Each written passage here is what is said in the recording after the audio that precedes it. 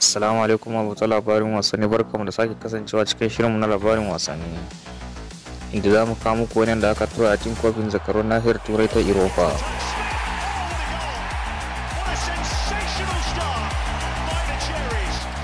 Me za ku ji cewa kungiyar Manchester United ta Ingila ta yi kace-kace da kungiyar Club Brugge na ci 5-0, inda sai dai a gefe guda ko ta kuranta kungiyar Arsenal ban kwana ta yi da kofin Europa sakamakon doke ta da aka yi a gidanta da ci 2-1. ita ma da kungiyar Inter Milan ta Italiya ta samu ta kai wasan gaba sakamakon doke Club Ledubrus da ta yi da ci 2-1. ita ma da kungiyar Sevilla ta kasan Spaniya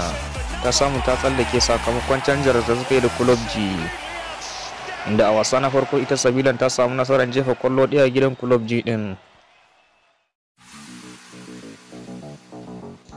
Sai kungiyar Iceland inda ita ma doke ita fita da ci 2-1, amma duk da haka ta zama yar kallo a wasan, inda tun a farkon karawan da suka yi ne kungiyar ta Spaniya ta doke ta da ci 2 a Spaniya, inda za ku ji cewa ita ma kungiyar Roma ta kasan Italiya kunnen doke ta da Gent ci 1-1,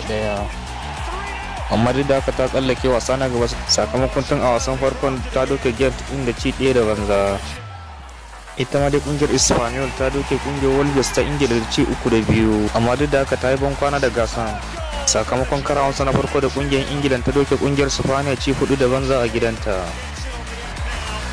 Da za ku ji cewa filin wasa na Santiago Bernabeu ya zama abin tsoro ga kungiyar Real Madrid. Da za ku ji cewa wasa ɗaya kacal ta ci a cikin wasa 4 ta buga a filin, shine wanda ta doke kungiyar Galatasaray da ci 6-0, inda kungiyar Iceland ta doke ta a gidan Nathan Avaran, inda bana Manchester City ta bi ta har gida ta mata ci 2-1 a gidan Nathan. Da daman tun kafin zuwa Manchester City yake ganin komai zai iya faruwa a filin na Bernabeu, sakamakon kwallayen da Real Sociedad ta zuba mata a Copa del Rey.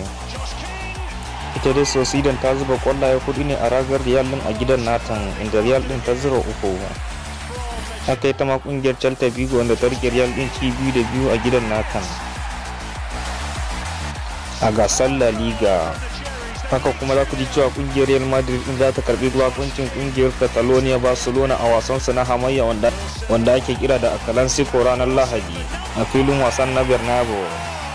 Kawo yanzu dai kungiyar ta Barcelona ita ce take rike da teburin La Liga da maki 2 tsakaninta da kungiyar ta Real Madrid.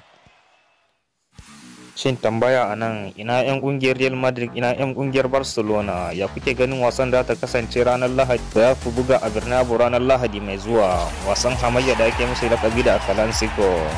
Kuna iya zuwa kasan kuma ku furta mana ra'ayoyinku, sannan duk wanda ya kalli bidiyon nan yayi like kuma idan na mana subscribe domin